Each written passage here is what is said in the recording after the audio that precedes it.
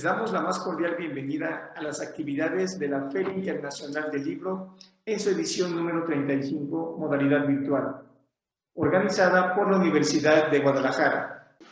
Soy el doctor Joselito Medina Marín, subdirector de Ediciones y Publicaciones de la Universidad Autónoma del Estado de Hidalgo, y el día de hoy realizaremos la presentación del libro titulado Procesos de integración de las zonas metropolitanas a la megalópolis de México, el cual tiene un Premio Nacional de Investigación Social y Opinión Pública en el año 2020. Obtuvo el segundo lugar nacional. Este premio lo otorga el CESOP de la Cámara de Diputados a nivel federal. El coordinador de esta obra bibliográfica es el doctor Sócrates López Pérez, de quien me voy a permitir dar lectura a la semblanza del doctor López sobre su trayectoria académica. Él es profesor investigador de tiempo completo, adscrito al Instituto de Ciencias Sociales y Humanidades en el área académica de Sociología y Demografía en la Universidad Autónoma del Estado de Hidalgo. Tiene estudios de licenciatura en Sociología, especialidad en Ingeniería de Control y Calidad de la Producción, maestría en Sociología del Trabajo y doctor en Ciencias Sociales en el área de Planeación y Desarrollo Económico por la Universidad Autónoma Metropolitana. Realizó una estancia postdoctoral en la Universidad de Münster. Obtuvo la medalla al mérito universitario por la Universidad Autónoma Metropolitana a la mejor tesis doctoral. Obtuvo también el Premio Nacional de Economía Ricardo Torres Gaitán en el año 2002 por parte de la UNAM. Obtuvo además el Premio Estatal de Ciencia y Tecnología, versión Innovación Tecnológica, año 2018, CITNOVA Hidalgo. Además, cuenta con el Premio Internacional de Educación Continua, con mención honorífica por la RECLA 2019, con el Diplomado en Interculturalidad. Es miembro del Sistema Nacional de Investigadores. Tiene el reconocimiento nacional Profesor PROMEP por 6 años, de 2018 a 2023. Es líder y fundador del Cuerpo Académico Consolidado, Planeación y Análisis Territorial. Es miembro y asesor de la Comisión Ambiental Metropolitana en el grupo de científicos. Ha sido profesor en el área de Ciencias Sociales en la UNAM, la ENA, que es la Escuela Nacional de Antropología e Historia, la Universidad Autónoma de Chapingo, la Universidad de Guanajuato. Ha sido director de Planeación y Programación en la Delegación Hidalgo del Instituto Nacional Indigenista, además de ser coordinador de investigación y posgrado en la Universidad Autónoma del Estado de Hidalgo y director de la Escuela Superior de Tlahuelilpan de esta universidad. Bienvenido, doctor, y muchas gracias por su presencia en este programa.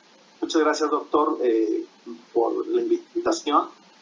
Yo creo que es de gran importancia y me da mucho gusto que abran este tipo de instancias para la difusión de nuestros trabajos y poder comunicarnos con otros colegas y con gente que esté interesada en nuestros temas. Muchas gracias. Gracias a ti, doctor, por esta apertura.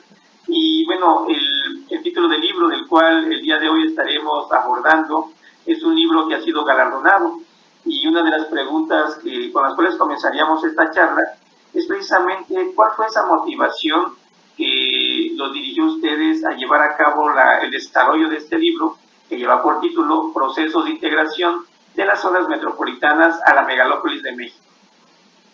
Sí, doctor, muchas gracias. Mira, esta obra que estamos presentando viene de dos trabajos anteriores que hemos estado desarrollando con el Consejo Nacional de Población, principalmente, y en el área académica de Sociología y Demografía, con un grupo de profesores investigadores de ahí. Las primeras intenciones y los objetivos de estas primeras obras era más que nada hacer visible lo que hoy se llama megalópolis. Se menciona mucho como un territorio muy grande, se menciona como en forma permanente como megalópolis y que gran ciudad y todo esto, pero en realidad en la academia y con elementos más científicos no ha tenido una definición propia, o sea, construcción de categorías bien definidas que den la posibilidad de explicar sus bases, su funcionamiento, su desarrollo y todas las posibilidades que vienen a futuro.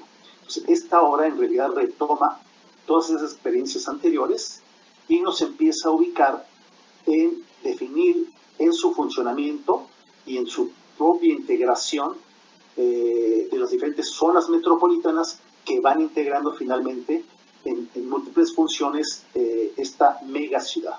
Entonces la megaciudad en realidad no existe en ninguna parte, sino que existe en la forma real, pero nosotros a través de esta construcción teórica estamos dando la forma definitiva para decir, en realidad no es un grupo de ciudades amontonadas, sino ya es una gran ciudad. Tenemos que estudiar esa gran ciudad y este libro precisamente nos propone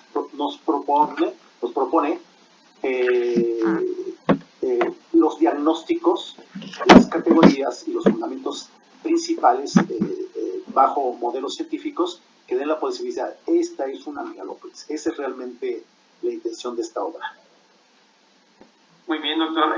Muy interesante la temática que se aborda, sobre todo en temas actuales donde gran cantidad de mancha urbana pues, se encuentra ya concentrada en algunos puntos geográficos de nuestro país y en diferentes partes del mundo. Hablando en particular del libro, ¿cómo se encuentra estructurado el contenido de esta obra bibliográfica? Sí, mira, esta obra parte de un orden incluso histórico y lógico, en donde hacemos una primera revisión en los primeros capítulos de carácter teórico, en el sentido de qué se ha estado discutiendo en torno a las ciudades. ¿Por qué hoy las ciudades son protagónicas en el desarrollo de las comunidades humanas? ¿De qué forma hay un traslado de lo rural a lo urbano? Y cómo lo urbano se está conformando a través de pequeñas ciudades, medianas ciudades, se transforman a grandes ciudades y finalmente estas grandes ciudades se empiezan a integrar a través de diferentes procesos de urbanización, movilidad, intercambio, y se van conformando lo que se llama zonas metropolitanas.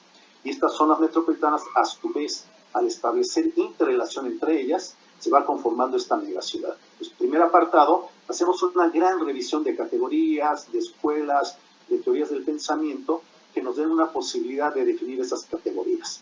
Enseguida hacemos una historia que a mí me parece siempre muy hermosa, porque además los que nacimos y crecimos en esta zona centro del país, Ciudad de México, Estado de México, Puebla, Cuernavaca, Morelos, Tlaxcala, Querétaro, y que nos hemos movido por diferentes intereses, pues hemos visto este gran crecimiento y desarrollo, ¿no? Entonces, este segundo capítulo, vamos viendo cómo desde 1950 para acá, la Ciudad de México se convierte en un gran imán de atracción de mano de obra, de migrantes, de servicios, de educación, que a su vez se va integrando con otros elementos de la Ciudad de México, del Estado de México, perdón, y finalmente en este momento estamos en una integración dinámica, fuerte, con múltiples actividades, con una gran economía, con una serie de grandes intercambios y creación de bienes, de finanzas, etcétera, ¿no? Entonces en esta segunda parte hacemos una recapitulación de autores, principalmente de su composición histórica, de cómo pasa de una pequeña ciudad y hoy está convirtiéndose en una mega ciudad. Más adelante hacemos un gran diagnóstico de análisis, cómo se ha estudiado este modelo de ciudades. Y entonces la recopilación es finalmente, los primeros análisis son de carácter territorial, ¿no? Crecimiento. Los siguientes análisis son más de carácter sociodemográficos, en donde básicamente se van midiendo territorialmente tasas de crecimiento, tasas de natalidad, de mortalidad, de morbilidad, y cómo se va conformando este gran territorio a partir de un análisis sociodemográfico. Y finalmente nosotros retomamos todos esos elementos y empezamos a construir nuevas categorías, nuevos modelos que nos den la posibilidad de retomar todos los elementos teóricos anteriores y construir el nuestro propio, ¿no? Que ese es el siguiente capítulo, en donde nos da la posibilidad finalmente de reflexionar con nuevas herramientas más allá de lo demográfico o más allá de categorías urbanas de crecimiento, y nosotros ya nos metemos más en una composición más económica, social, cultural, ambiental, que dé las posibilidades de explicar todos los fenómenos que surgen en esta megalópolis con nuevas herramientas que nosotros estamos creando. De hecho, es el aporte principal de este libro, que está innovando esa revisión. Y el último capítulo proponemos una idea general en torno a precisamente la composición de estas pequeñas zonas metropolitanas que están alrededor de la Ciudad de México y el Valle de México, ¿no? Y como son Puebla, Tlaxcala, Cuernavaca, Querétaro e Hidalgo. Y analizamos cada una de sus zonas metropolitanas, cómo es su propia dinámica, ¿sí? Y a su vez, cómo es la dinámica interna de zonas metropolitanas y a su vez cómo se comporta hacia el enlace entre otras zonas metropolitanas, ¿no? Y finalmente dejamos ahí un gran cuestionamiento que también es una de las intenciones principales de esta obra, en el sentido de decir, bueno, si ya están las zonas metropolitanas, son grandes ciudades, si está esta gran megalópolis, ¿quién la administra? ¿Cómo podemos mejorar el desarrollo de la movilidad, residuos sólidos, vivienda? Si es una gran ciudad, debe de tener una administración para el desarrollo, para la calidad de vida de sus habitantes, acortar distancias de viaje, mejorar calidad del aire, etcétera, porque son problemas en comunes de la megalópolis, pero cada quien está administrando sus propios espacios territoriales bajo el modelo de administración pública, ya sea municipio, estado o directamente a nivel federación. Y ese es en orden que tiene esta obra. Muy bien. Sí, pues está, digamos, muy completo todo el contenido de estos capítulos que están inmersos dentro de esta gráfica, y podemos observar toda esa relación que existe entre zonas urbanas en grandes ciudades. A final de cuentas están relacionadas. Y hablando de ese término megalópolis, es un término que posiblemente hace algunos años atrás o hace algunas décadas no era un término muy común. En la actualidad hemos comenzado a escuchar ese término, y en esencia, ¿cuál sería el significado o la definición de una megalópolis, doctor? Mira, Gary Becker y Jan Gutman, en especial Jan Gutman, que es un economista y análisis del territorio en Estados Unidos, empieza a estudiar cómo se comportan estas zonas de Boston, principalmente, y cómo hay este intercambio, cómo hay una red de grandes ciudades. Otro de los estudiosos es Immanuel Kristaller, en el cual en Alemania hace los estudios en donde él encuentra que hay un centro dinámico y fuerte, y a su vez hay pequeños desarrollos territoriales en el exterior de ese anillo.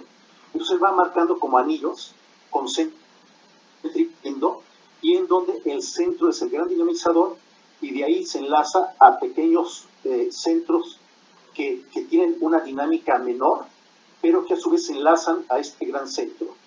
Y esos pequeños centros a su vez se enlazan con otras pequeñas comunidades.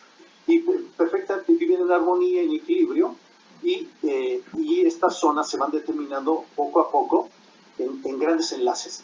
Y finalmente, cuando uno calcula el tipo de población que está en esa dinámica, encontramos que aparecen 3 millones, 4 millones de habitantes, 7 millones, y cuando ya llega, que es un acuerdo ya internacional, a 10 millones de habitantes, es cuando surge este concepto de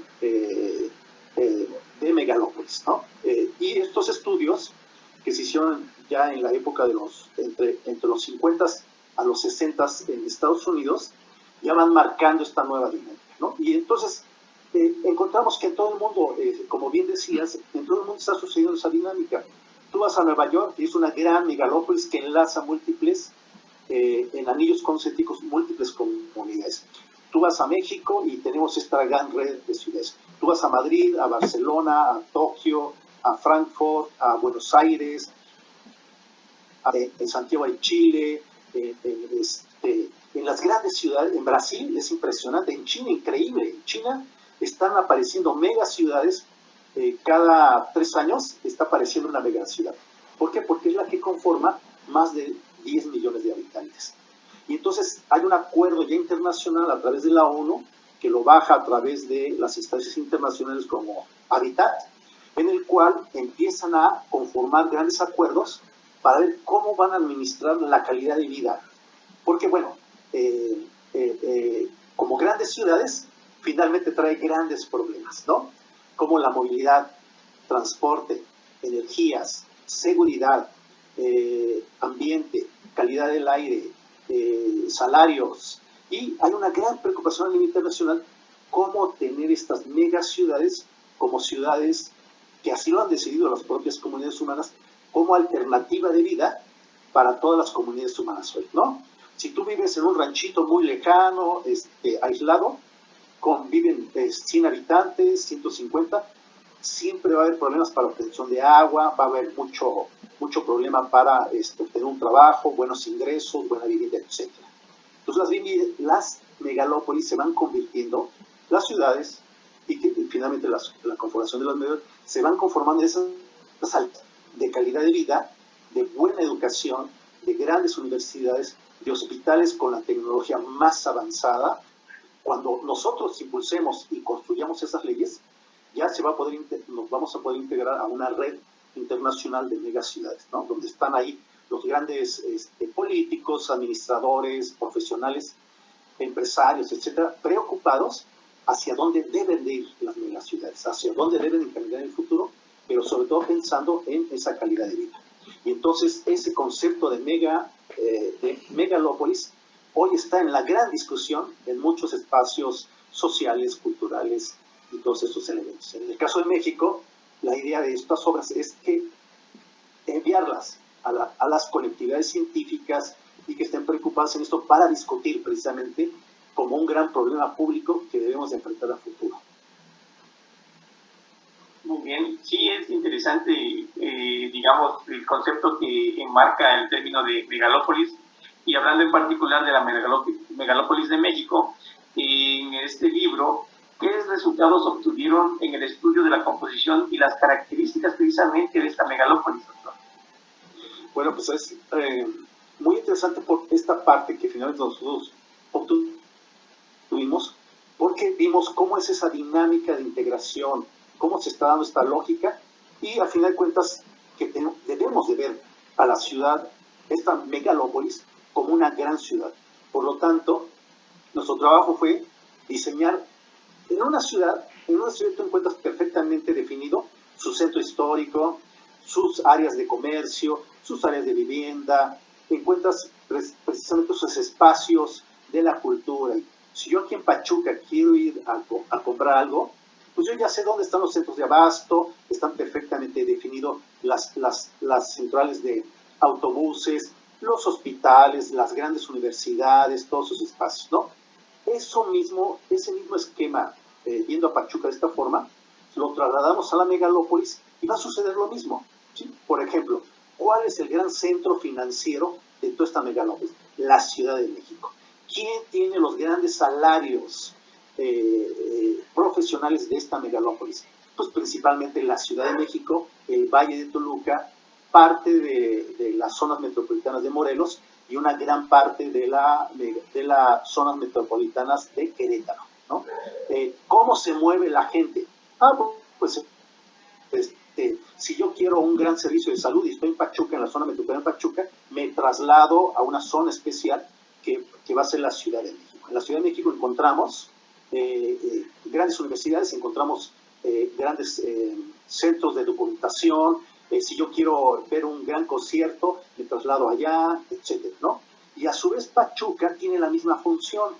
Tenemos fútbol profesional, tenemos buenas universidades como la nuestra, tenemos abasto, pero nuestra especialidad está hacia el sector servicios, ¿no? Sí, nosotros podemos dar, como zona metropolitana, podemos dar mucha educación, salud, buena vivienda, una vida económica de cierto nivel no muy alto, en el sentido de ingresos y en el sentido de gastos también, pero si nosotros nos trasladamos a Cuernavaca y su zona metropolitana, va a suceder lo mismo.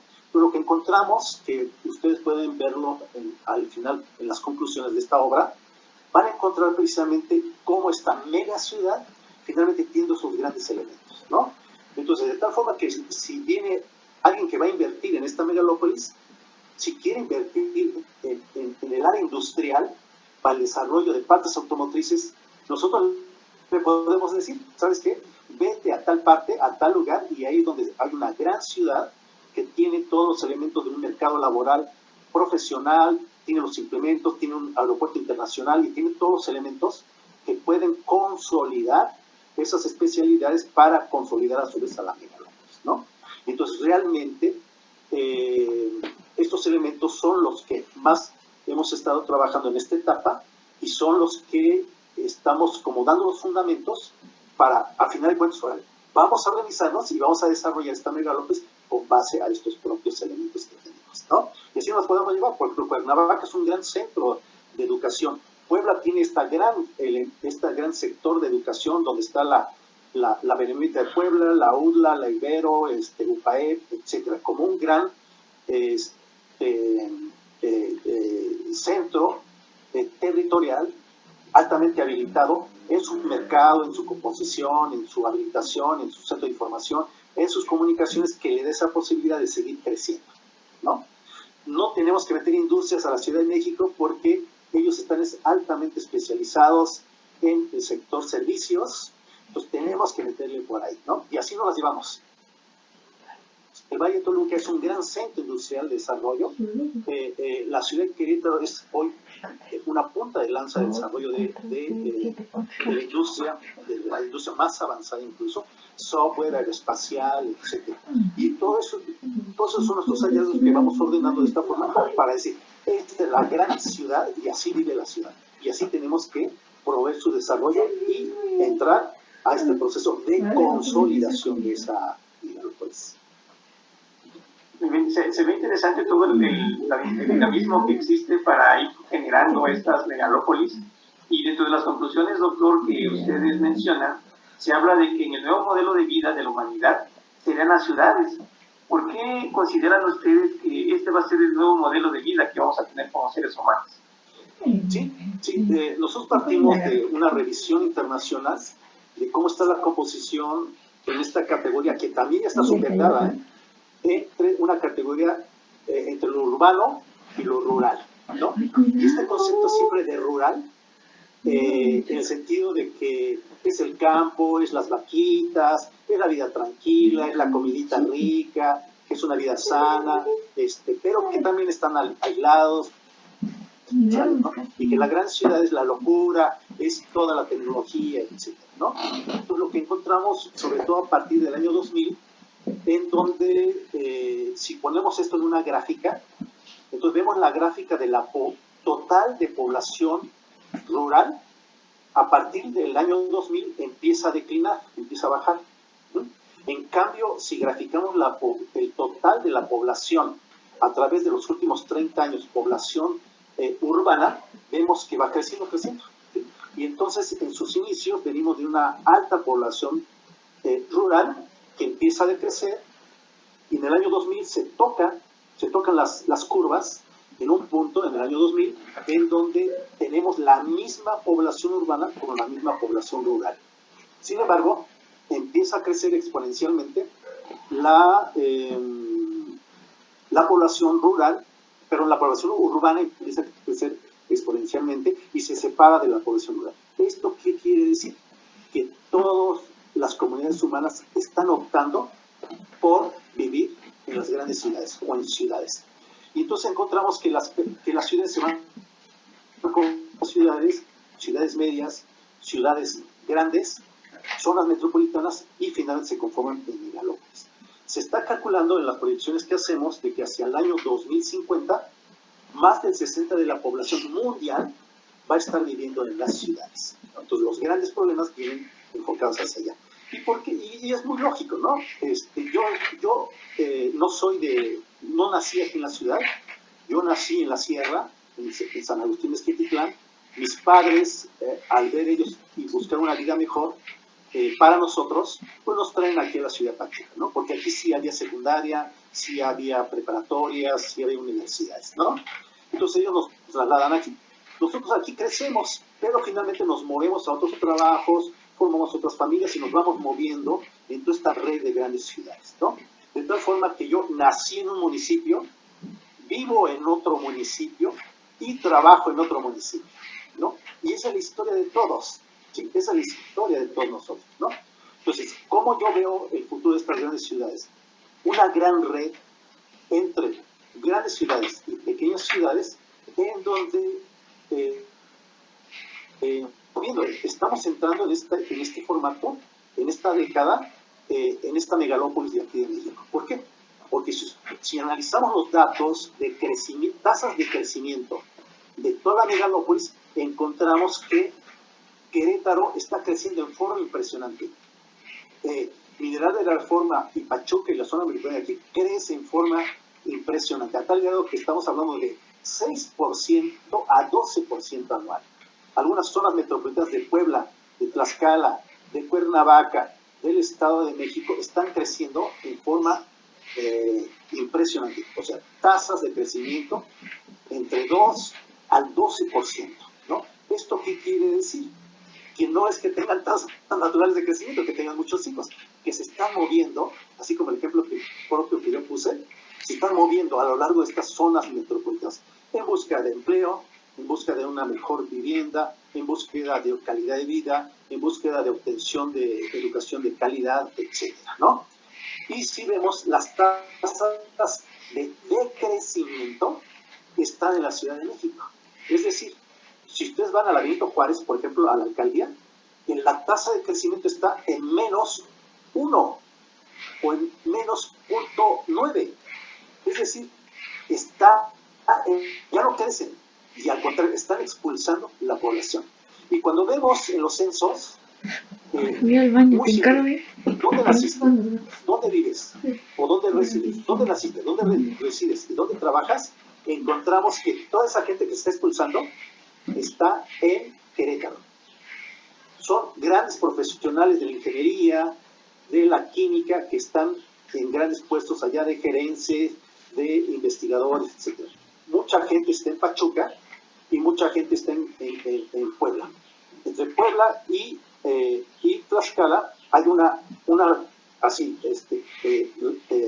unidad muy fuerte que ya casi no se identifica dónde empieza Puebla y dónde termina Tlaxcala. Y entonces, ¿cuál es el futuro de todo esto? Como ya vi mucha gente, yo vivo en Pachuca, me traslado a la Ciudad de México, trabajo en un buen puesto ahí, por la tarde estoy de retorno, hago la tarea con los niños, salimos al cine, y entonces Pachuca es una ciudad bonita, es una ciudad económica, que tiene buenas universidades y tiene buena vivienda. Si yo compro un departamento en la Ciudad de México, con millones, 2 millones, 1 millón de pesos. En Pachuca, ¿qué puedo comprar con ese dinero? Una residencia, una casa de tipo residencial. Meto a mis hijos a la Universidad de Hidalgo, que es de las 10 mejores que hay ahorita en México. Tengo el Chico, tengo bosque, tengo aire limpio. Y así me la llevo, ¿no? Y entonces el papá se mueve en este nuevo modelo de conducting. Y eso te estoy diciendo el ejemplo de Pachuca, pero eso realmente está en México, en el mundo. Yo lo que he visto y he vivido, por ejemplo, en Alemania, que he tenido la posibilidad de vivir allá, mucha gente está en pueblitos chiquitos, temprano va y deja a los niños en el kinder, en la escuela, de ahí se traslada a la estación del tren, deja su bici en la estación del tren, se va a 80 kilómetros, trabaja a las 5 y a las 6 viene de retorno, en donde están, viene de una gran ciudad y regresa a un pueblito donde ahí tienen su perrito, su vaca y todo eso, ¿no? Ese es el futuro realmente de las ciudades hoy y de las comunidades humanas que están optando por eso. Sin embargo, el conflicto, que se derivan los grandes problemas que precisamente estamos abordando en este momento para poder dar alternativas y que estas ciudades sean bondadosas no solo en sus ingresos y en todas esas habilitaciones que tienen, sino también en la calidad de vida para todos sus habitantes, ¿no? Y es impresionante, doctor, cómo se ha dado todo este cambio en nuestro planeta, de la necesidad también que tenemos como seres, pertenecemos a un grupo activo de trabajadores y tenemos que estarnos movilizando. Algo que llama la atención, doctor, dentro del libro, es cuando abordan el tema del coeficiente de Gini. ¿En qué consiste este coeficiente de Gini? mira, el coeficiente Gini es un indicador de desarrollo de equidad y equilibrio en el ingreso. Es decir, podemos tener estas megaciudades o estas ciudades, pero cuando empezamos a analizar la distribución del ingreso, vemos que hay salarios desde 1,000 pesos mensuales hasta ingresos de 60 a 70 mil pesos mensuales, ¿no? Entonces, ese mismo espacio. Entonces, el coeficiente de Gini, que se conforma a través de un indicador anterior que se llama la curva de Lorenz, que son indicadores económicos, más que nada, y en donde el principal objetivo de estos indicadores es conocer a detalle cómo está el comportamiento del ingreso, ¿sí? Porque de esta forma los procesos de planeación se tienen que definir precisamente con base a la búsqueda de esa equidad, de ese equilibrio en el ingreso, en el ambiente, en la vivienda, etcétera, ¿no? Entonces, el comportamiento que hemos estado viendo de estas ciudades es que finalmente se empiezan a comportar en forma, le llamamos segmentada. Es decir, como única ciudad empiezan a existir pequeñas islas, donde esas islas son vivienda precaria, sin servicios de aguas residuales, sin manejo de residuos sólidos adecuados, y vamos viendo islas. Y estas islas, ¿cómo podemos conocer para achicar sus distancias? A través de algunos indicadores, como es el caso del indicador de Gini, ¿no? Entonces tú pones en un gráfico y graficas a toda la población de la ciudad y graficas sus ingresos. Entonces pones el ingreso mayor, que a lo mejor son, por decirlo, del gobernador, 150 mil pesos, y pones en el otro extremo el que menos gane, ¿no? A lo mejor es una persona adulta mayor que solo tiene la beca que está dando hoy el gobierno federal, ¿no? Entonces, en esos extremos vamos graficando a todos los ingresos de toda la población. Entonces, el mío, el tuyo, el de todos los que nos estén escuchando, los metemos ahí y van apareciendo estas nubes de datos y vamos viendo cómo se conforman. Se estandarizan y se ubican del 0 al 1.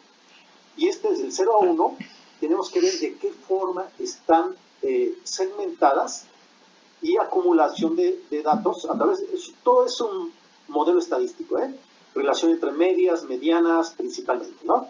Y entonces, si todos caen en el 0, es totalmente, hay igualdad en la distribución del ingreso. 0 es igual a distribución del ingreso. Y 1 es alta inequidad en la distribución del ingreso. Entonces, ¿qué encontraríamos? Que, o sea, la tendencia hacia el 1 sería muchos bajos salarios y la tendencia hacia el 0 sería que todos tenemos el mismo salario, ¿no? Y entonces el indicador de Gini para nosotros es un indicador de gran importancia de cómo está la distribución de los salarios, ¿no? Nos vamos y medimos por zona metropolitana el coeficiente de Gini y vamos viendo cuál ciudad es más equitativa y cómo están mejor distribuidos los ingresos, ¿no? Como es el caso de la Ciudad de México, que es uno de los más equilibrados en cuanto a su distribución de ingresos, ¿no? Sí, hay gente con ingreso medio, mucha gente con ingreso medio, hay muy pocos ricos y hay muy pocos pobres, ¿no? Entonces está intermedio. Si venimos a Pachuca, está más hacia los salarios más precarios. Si vamos hacia Puebla, está intermedio y así nos las llevamos, ¿no? Entonces ese es uno de los indicadores que nos da parte precisamente para construir finalmente nuestros propios indicadores, que son precisamente de otra obra que ojalá podamos comentarla en otra ocasión. Claro que sí, doctor. Muy interesantes los temas que se abordan dentro de esa publicación. Y bueno, no nos resta más que agradecerte, doctor, por esta disponibilidad que siempre has mostrado, por esta apertura para poder compartir con nosotros, con el público, acerca de la publicación que representa este libro. Y bueno, son temas que en su momento pues han tenido más relevancia, ¿no? Porque estas megalópolis pues no solamente hasta donde conocemos se van a quedar, sino van a seguir creciendo por lo que se está visualizando en el futuro. Pero sí, te agradecemos mucho, doctor, por esta participación y siempre estaremos aquí atentos a cualquier contribución posterior que puedas llegar a realizar.